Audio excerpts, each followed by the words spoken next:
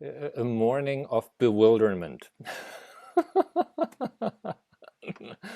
I love it. I love it. My name is Kenko. I'm a senior student here at the Village Zendo.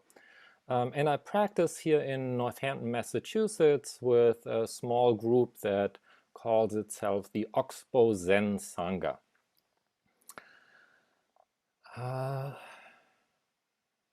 Yeah, and I don't know if you've ever encountered that. You think you know, and you think things are going a particular way, and then all of a sudden you realize, oh, wait, no, it's different, and then there's a kind remark, and then you adjust and you jump into whatever next needs to happen.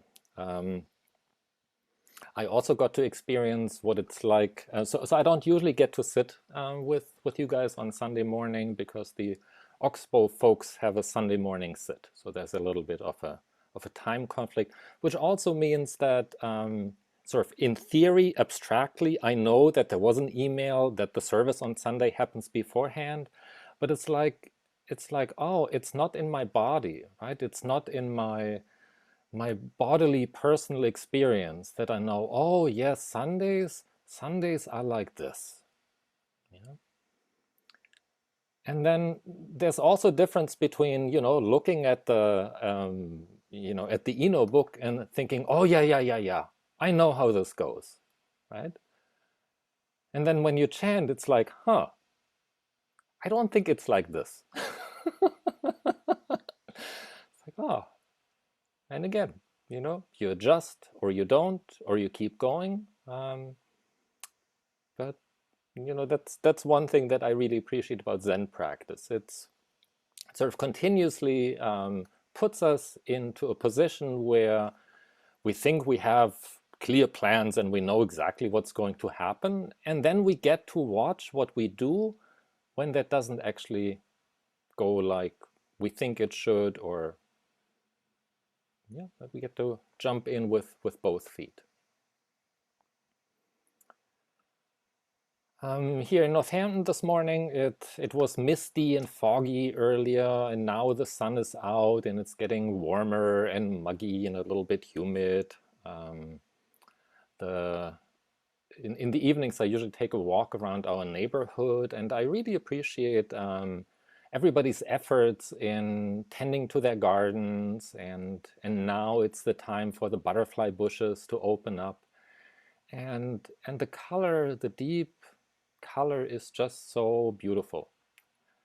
I totally understand why the butterflies are attracted to it. And when I woke up this morning, I woke up with a headache.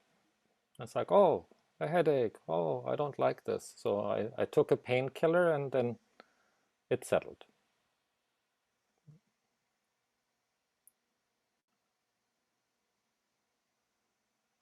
And also, if I open up and look at what is happening in the larger world, it's day 144 of the invasion of Ukraine. Yeah. Did we think that was how that was going to go? I talked to my mom yesterday, who lives in Germany. So there are heat waves in Germany, in Portugal, and France, wildfires because it's very dry and very hot, and it just takes a little spark. Um, and and keep in mind that effectively nobody has air conditioning. Right? So when it's warm, it's warm. And for me, the sort of coming back to the embodied sense of the summer, for me, when it gets hot and humid and I feel sweaty and it feels like you're moving through the air and you can literally feel like the fluidity, the wateriness of it. Um, Something in my body remembers sesshin. It's like, ah, yes, this is when you just sit down and you just sweat and you can relax, and it's uncomfortable, and it's also wonderful, right? So that's another reminder, a bodily reminder of something that has really soaked. into my bones in a way.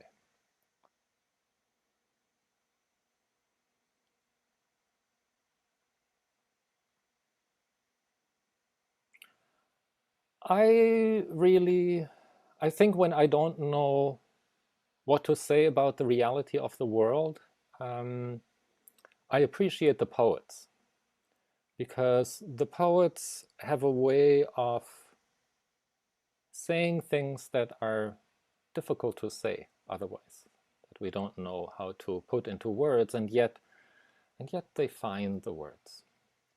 So this is a poem by Jean Tedonio.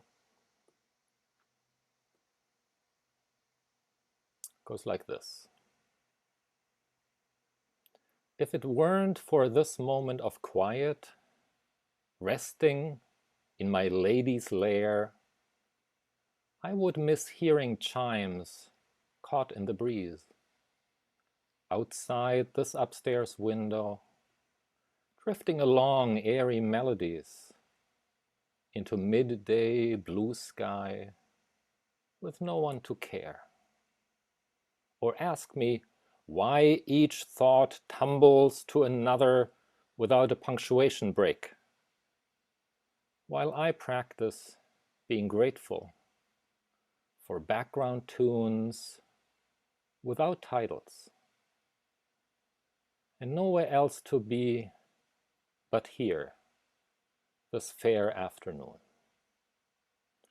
or being here this sunny morning.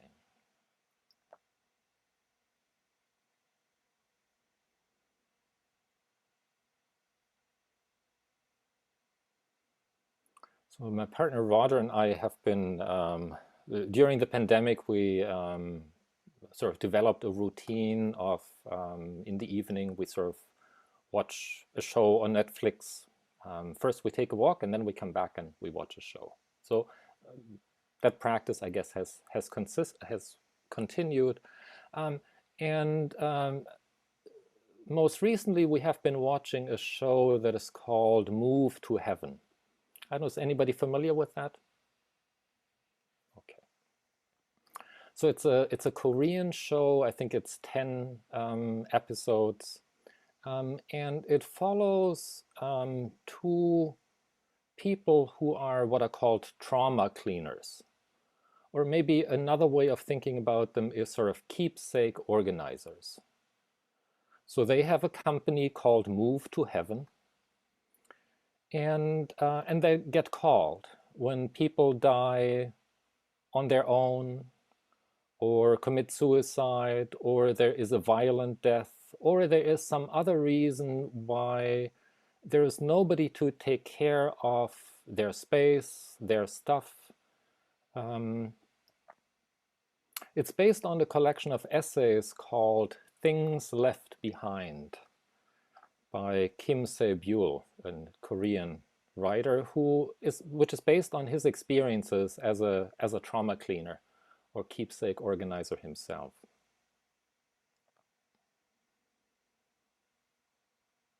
And the one thing that really touches me about that is the episodes are usually centered around sort of a gentle investigation, what it is that the deceased wants to communicate to those who are left behind.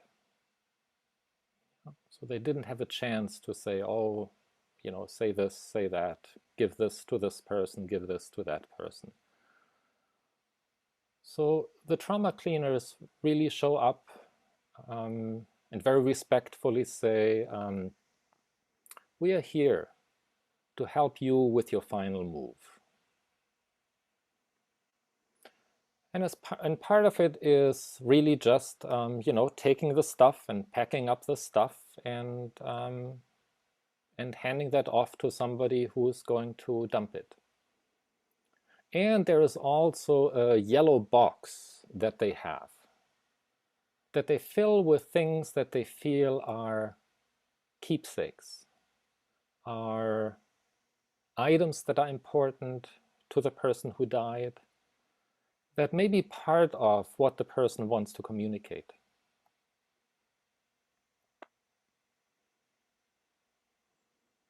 And there are all kinds of possible stories. It's the other piece that I really appreciate the series is that it's very it's sort of non-linear, but sort of woven together in a very beautiful way. That there are lots of resonances. So when I thought I speak about it, it sort of feels like I don't want to describe what is going on in a particular series because it feels like I'm sort of creating a thread that is really an end result of what I think sort of happened, right? So I would encourage you, if you enjoy that kind of thing, check it out. So for instance, some of the sort of fabric interaction is that one of the people who died was as a child, born in Korea, um, and was adopted, was giving up for adoption, and then was adopted in the US, so was sent abroad. It turned out that he had a congenital heart issue.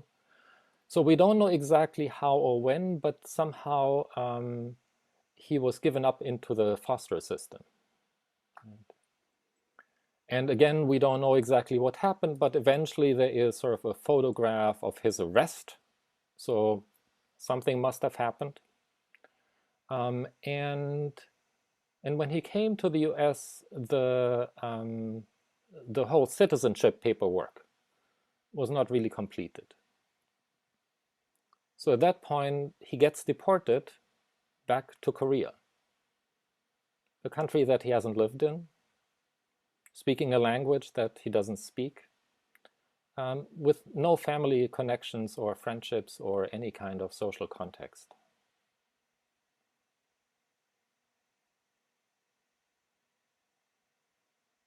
And eventually, the heart condition is part of what he eventually dies of.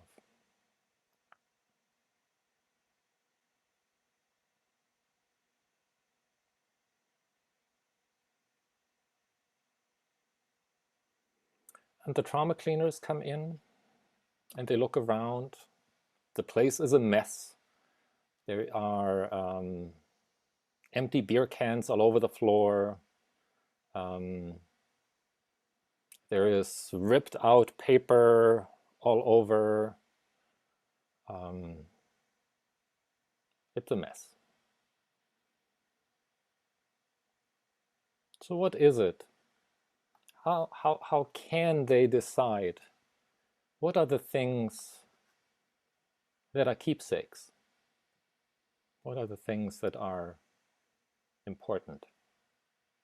What are the things that somehow hold a message that this person wants to send? To whom? Not sure, not clear.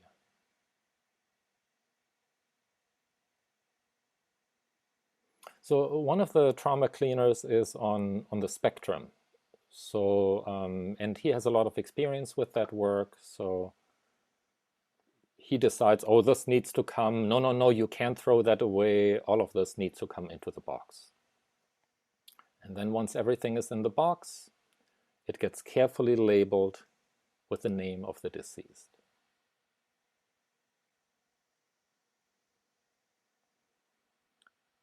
And the person on the spectrum also has a great, very demanding urgency to hand this box to someone.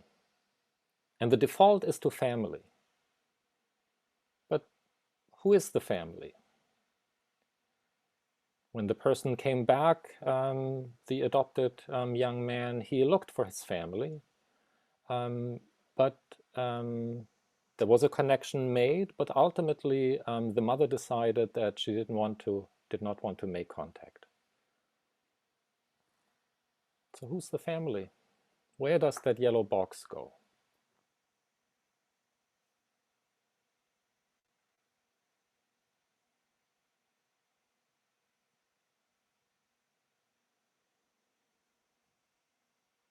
So there's a koan that speaks to some of the situations or questions for me that came up. It's case 87 in the Blue Cliff record. Medicine and disease subdue each other. And it goes like this. Yunmen, teaching his community, said, medicine and disease subdue each other. The whole earth is medicine. What is yourself? Medicine and disease subdue each other. It feels like my mind screams immediately, no, no, no, medicine is supposed to subdue disease, period. And yet when we look at the reality of old age and sickness and of death, maybe, maybe not.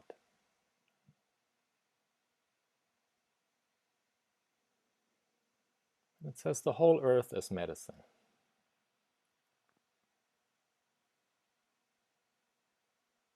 And what is yourself? It seems to be also the question that the trauma cleaners are faced with. But it looks like the self is gone. Or is it? So they really bring their full attention to the space and feel into what had value and meaning and weight for this person. Trying to feel into what message they may have for those left behind.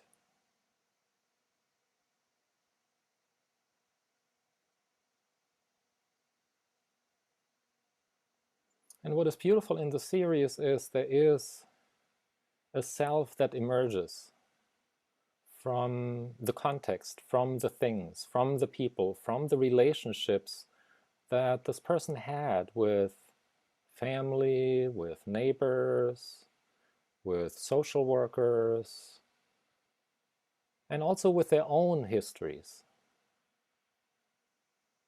As it turns out, both of those trauma cleaners were also in the foster system, and one of them was adopted. And again, it's not that this sort of emerges at that particular moment, but it was mentioned earlier, and then it just sort of, it's like there's a fabric that gets revealed in a way in the work that they do. The whole earth is medicine. What is yourself?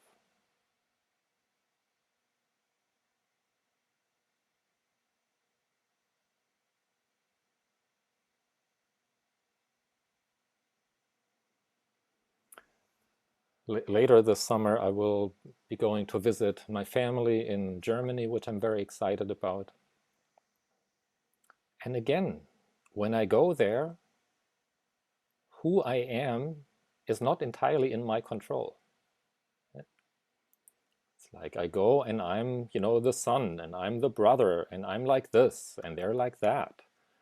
And it's like you want to say, oh no, no, no, no, no, no, I'm not that, I'm not that. And yet, and yet we are in a way. And when I'm at school, at university, and I'm teaching, and I even have a different name, I have a title called professor. Is that really who I am? And to what extent is that part of that particular unique context? And here at the Zendo, I also have a name, right? Here I'm called Kenko. At school I'm called professor. At home I'm called Volker, and depending on who says the name, it's a different person.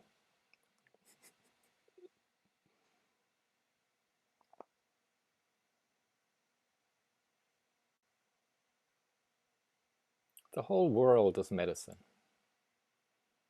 What is yourself?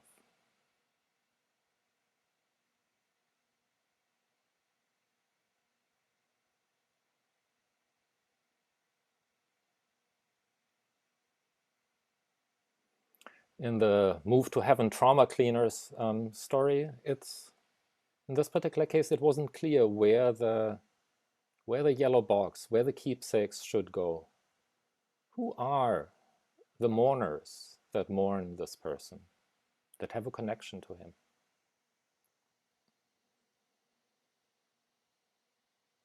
As it turns out, many of those ripped out pages of books, one of the trauma cleaners restores and painstakingly pastes the book back together into a whole thing, and discovers a picture of a woman with a little baby on her arm. And at first they think, aha, we found the mother. And it turns out it's not the mother.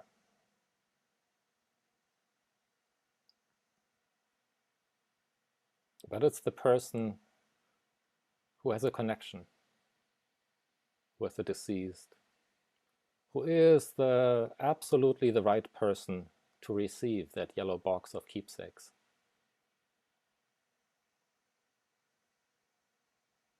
The whole world is medicine. What is yourself?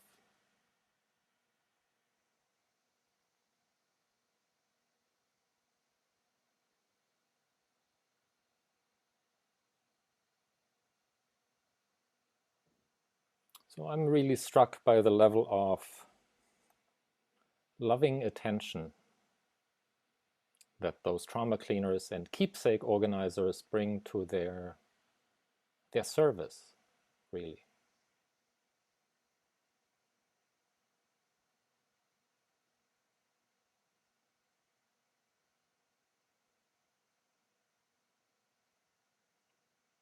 And the poem by Jean Tadonio, for me, really points to one aspect of how to cultivate that kind of attention. So let me read it once again. If it weren't for this moment of quiet, resting in my lady's lair, I would miss hearing chimes caught in the breeze.